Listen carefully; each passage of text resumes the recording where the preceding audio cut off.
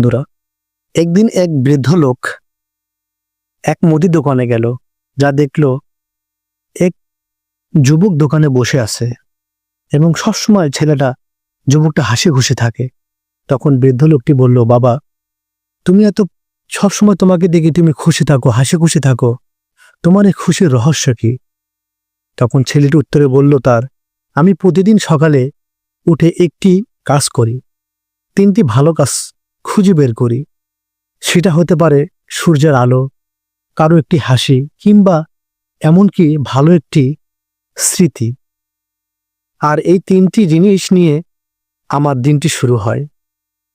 বৃদ্ধ লোকটি অবাক হয়ে জিজ্ঞেস করল, এই দিয়ে কি সবসময় মন ভালো থাকে? তরুণটি বলল, জীবনে সবসময় নিখুঁত হয় না, কিন্তু ভালো কিছু খুঁজে বের করা আমাদের হাতে। যখন আমি ভালো কিছু দিকে মন দেই, তখন আমার খারাপ জিনিসগুলো ছোট মনে হয়। বৃদ্ধ লোকটি দোকান থেকে বেরিয়ে গেলেন।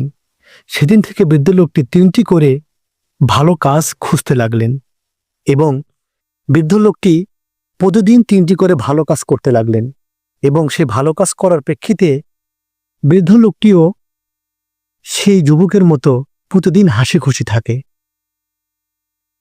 এটি বোঝা যায়, মানুষ ছোট থেকে ছোট কিছু কাজ করলে, ভালো কিছু কাজ করলে অশান্তি থাকা মনকেও শান্ত রাখা যায় এবং আল্লাহ তাআলা মনটাকে অনেক ভালো করে দেয়। তাই আমরা চেষ্টা করি প্রতিদিন কিছু না কিছু কারো ভালো কিছু কাজ করার জন্য, কাউকে কিছু সহযোগিতা করার জন্য। তাহলে দেখবেন তাদের মতো আমাদের মনটাও প্রতিদিন ভালো থাকবে। অস্থির মনটা, বেখেয়ালি মনটা, হতাশা মনটা আমাদের ভালো কাটবে যদি ভালো ভালো কিছু প্রতিদিন কাজ করতে পারি।